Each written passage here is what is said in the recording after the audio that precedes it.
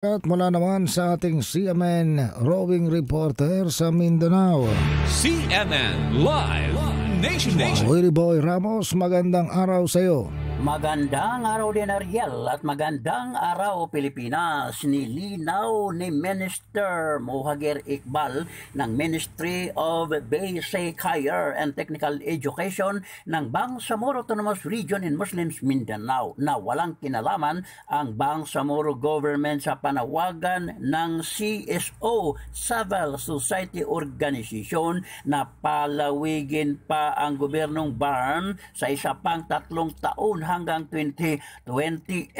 Sinabi ito ni Iqbal sa isang panayam ng mga reporter sa Cotabato City.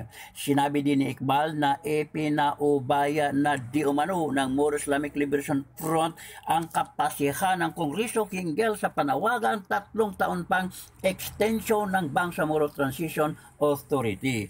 Sa kabila ng paglilinaw ni Iqbal na walang kinalaman nga ang Bangsamoro government, kumugot ito ng pahayag na mas mainam naman daw na palawigin pa ang Bangsamoro Transition Authority hanggang 2028 sa kasalukuyang 2025 na ito ang panahon na siyang pagtatakda ng parliamentary election sa Bangsamoro Region.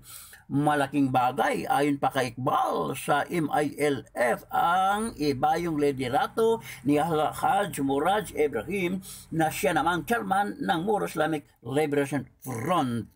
Isang welcome development para sa MILF leadership ang naturang panukala ayon pa kay Iqbal.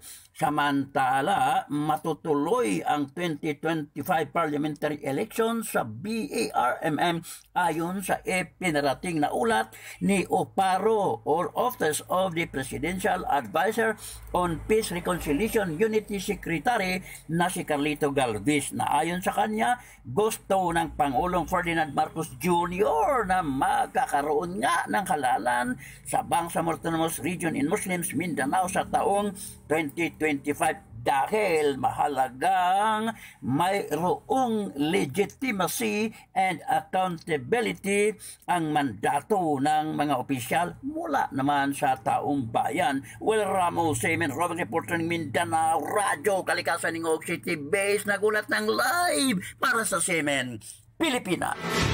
CMN Live Nationwide. Maraming salamat, Willie Boy Ramos, ang ating CMN Roving Reporter sa Mindanao.